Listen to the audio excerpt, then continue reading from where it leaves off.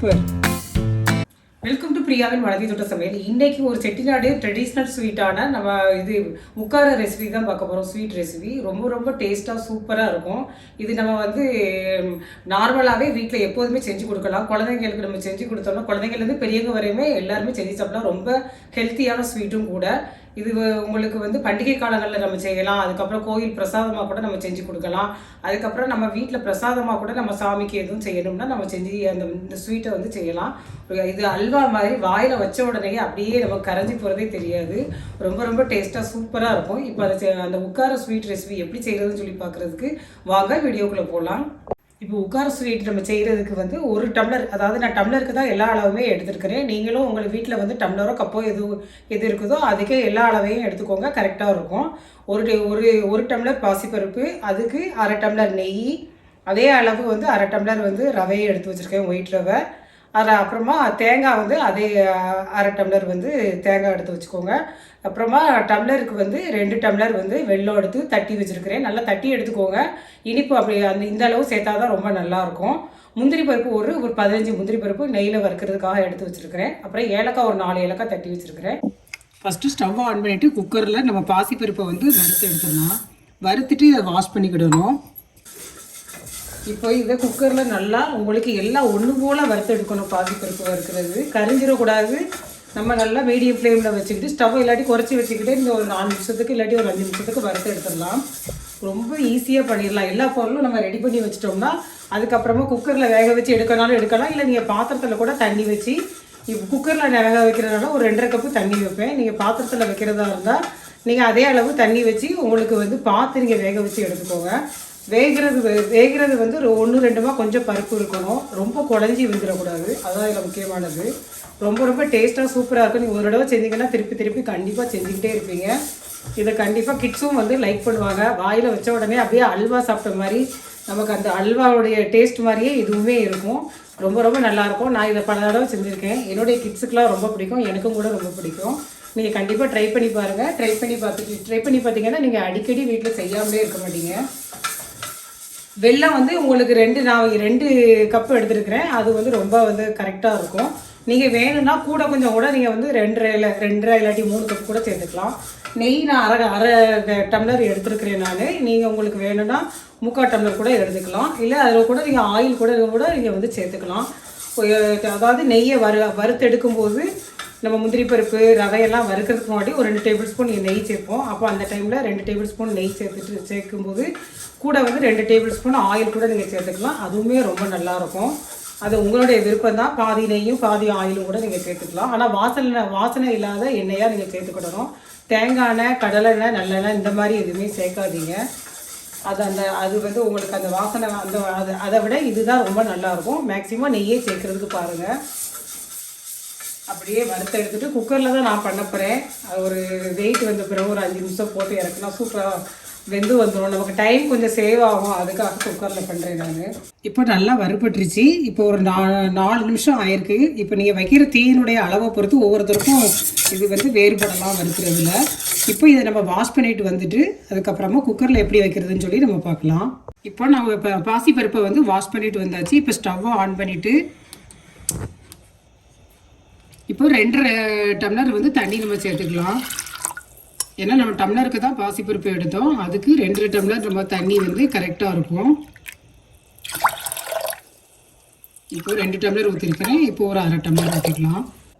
இப்போ குக்கரை வந்து தண்ணி நல்லா பருப்பு சூடாகிடுச்சு. இந்த டைமில் குக்கரை மூடி வச்சிடலாம்.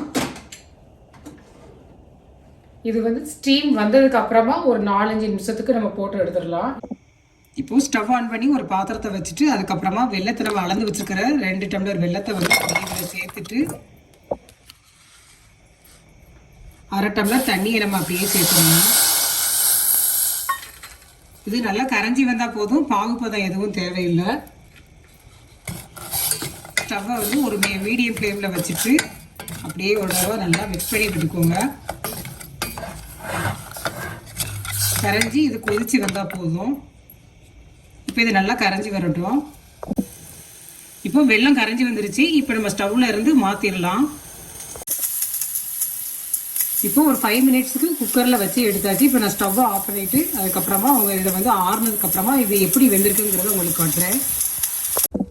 ஃபஸ்ட்டு ஸ்டவ் ஆன் பண்ணி ஒரு அடிகனமான பாத்திரமாக எடுத்துக்கோங்க. அப்படின்னா தான் உங்களுக்கு ஒட்டாமல் வரும். உங்களுக்கு நம்ம மிக்ஸ் பண்ணி எடுக்கும்போது இப்போது ஒரு 2 டேபிள் ஸ்பூன் நெய் சேர்த்துக்கலாம். ஃபஸ்ட்டு முந்திரி பருப்பாக வறுத்து எடுத்துடலாம்.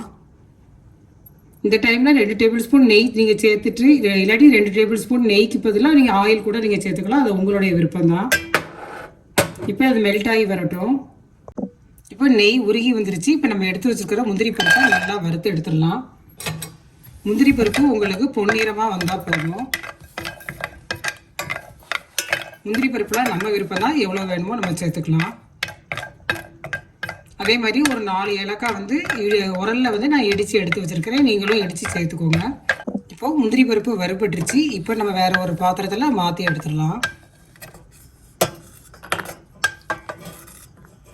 மாற்றி எடுத்துகிட்டு இதிலேயே தான் நம்ம ரவையை வந்து வறுத்து எடுக்க போகிறோம். இப்போ 1/2 டம்ளர் ரவை எடுத்து வச்சுருந்தோம். அதை அப்படியே இந்த நெய்யில் வந்து வறுத்து எடுத்துடலாம். ஒரு 2-3 நிமிஷத்துக்கு வறுத்து எடுத்துருவோம். ஏன்னா மறுபடியும் இதை நம்ம வேக வைக்க தான் போகிறோம். அதனால் அப்படியே நம்ம வறுத்து எடுத்துக்கலாம்.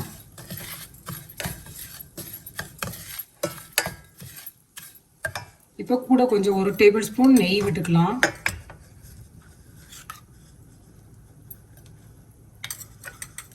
நெய் எவ்வளோக்கு எவ்வளோ சேர்க்குறோமோ அவ்வளோக்கு நல்லாயிருக்கும். நான் 1/2 டம்ளர் நெய் தான் நான் எடுத்துருக்கேன். நீங்கள் வேணும்னா நீங்கள் பார்த்துக்கிட்டு உங்களுக்கு கூடுதல் வேணாலும் நீங்கள் சேர்த்துக்கோங்க. நெய் அதிகமாக வேண்டாம்னு நினைக்கிறவங்க, சில பேருக்கு நெய் பிடிக்கல அப்படின்னு சொன்னால் நீங்கள் ஆயில் கூட சேர்த்துக்கலாம். வாசனை இல்லாத எண்ணெயாக நீங்கள் சேர்த்துக்கோங்க.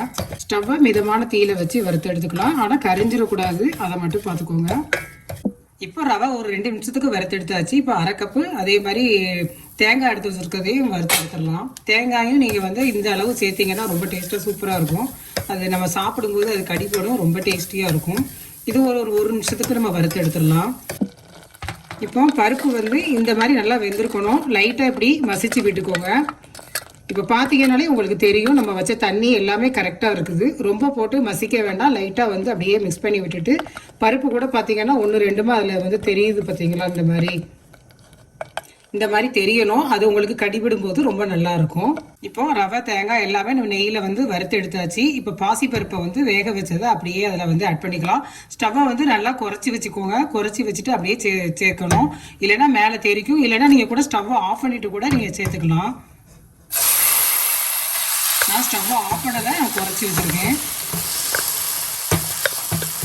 எல்லா பருப்பையும் நம்ம சேர்த்து நல்லா மிக்ஸ் பண்ணி விட்டுக்கலாம். இப்போ நம்ம நல்லா மிக்ஸ் பண்ணி விட்டுக்கலாம். அதே வாசனை வந்து தூக்குது பார்த்துக்கோங்க. வீட்டிலையே அப்படி வந்து வாசனை, வீடு ஃபுல்லாகவே அப்படி மனம் அப்படி மணக்குது உங்களுக்கு. இப்போ இந்த மாதிரி கெட்டியாகிருச்சு. இந்த டைமில் நம்ம வந்து வெள்ளத்தை வந்து அப்படியே சேர்த்துடலாம். இந்த மாதிரி ஃபில்டர் பண்ணி சேர்த்துடலாம். ஏன்னா தூசி டஸ்ட் அந்த மாதிரி இருக்கும். அதனால் அப்படி கரைச்சிட்டு நம்ம ஃபில்டர் பண்ணிட்டோம்னா அந்த டஸ்ட் எல்லாம் வந்துடும். வெல்லம் கொஞ்சம் டார்க்கான வெல்லமாக வாங்கிக்கோங்க. அப்படின்னா பார்க்குறதுக்கு நல்லா கலர்ஃபுல்லாக இருக்கும். இப்போ ஸ்டவ்வை மிதமான தீயில வச்சுட்டு இப்போ நம்ம நெய் 2 டேபிள் ஸ்பூன் சேர்த்துக்கலாம். நம்ம எடுத்து வச்சுருக்கிற 1/2 டம்ளர் நெய்யில் தான் நான் சேர்க்குறேன். நான் சேர்த்து நல்லா மிக்ஸ் பண்ணி விட்டுக்கோங்க. அது உங்களுக்கு பாத்திரத்தில் ஒட்டாமல் வரும்.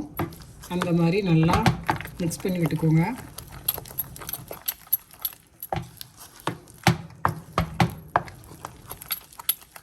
இது கொஞ்சம் அடிகனமான பாத்திரமாக இருந்தால் தான் நல்லாயிருக்கும். இல்லைன்னா உங்களுக்கு அடியில் பிடிச்சிடும். ஸ்டவ்வையும் பார்த்து வச்சுக்கோங்க. அப்பப்போ 2 டேபிள் ஸ்பூன் நெய் விட்டுக்கலாம். எவ்வளோக்கு எவ்வளோ நெய் சேர்க்குறோமோ அவ்வளோக்கு அளவு ரொம்ப இந்த உட்கார ஸ்வீட்டு ரொம்ப டேஸ்ட்டாக இருக்கும்.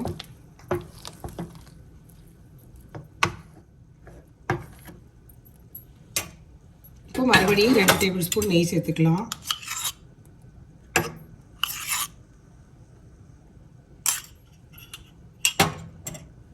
சேர்த்து நல்லா மிக்ஸ் பண்ணி விட்டுக்கலாம். பார்த்தீங்களா, அப்படியே இப்போவே உங்களுக்கு வந்து எல்லாம் வந்து ஒன்று சேர்ந்து வர்ற மாதிரி இருக்குது.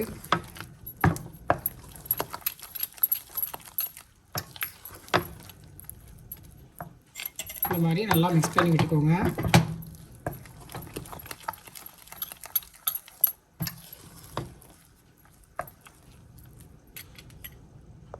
ரொம்ப கெட்டியாக ஆயிடக்கூடாது. ஏன்னா அதுக்கப்புறமா நம்ம எடுத்து வச்சதுக்கப்புறமா கொஞ்சம் கெட்டியாக ஆயிரும். அதனால் நம்ம இந்த மாதிரி ஸ்டேஜில் இருக்கும்போதே நம்ம வறுத்து வச்சுருக்கிற முந்திரி பருப்பையும் சேர்த்துட்டு ஏலக்காய் தூளையும் சேர்த்து அப்படியே நம்ம இறக்கிற வேண்டியதுதான்.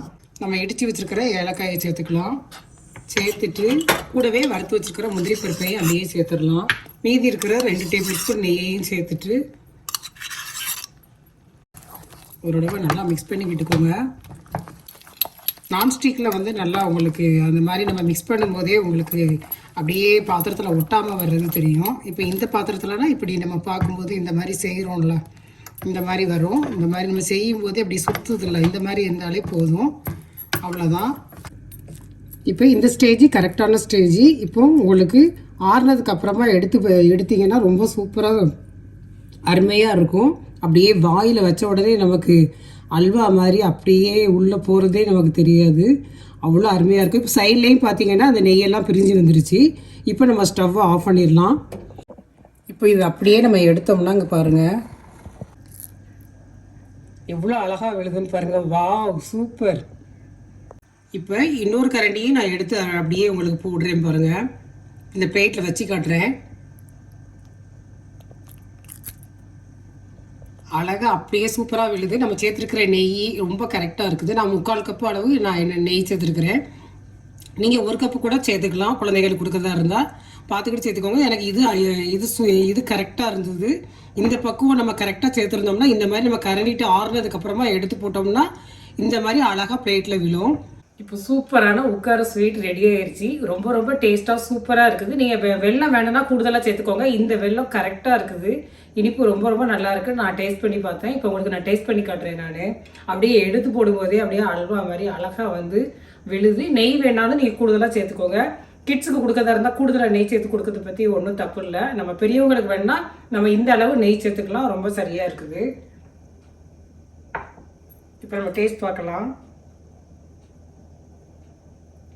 அப்படியே எடுக்கும் போதே பார்த்தீங்கன்னா எவ்வளோ அழகாக சூப்பராக வருதுன்னு பார்த்தீங்களா? அப்படியே வாயில் வச்ச உடனே நமக்கு வந்து உள்ளே போகிறதே தெரியல.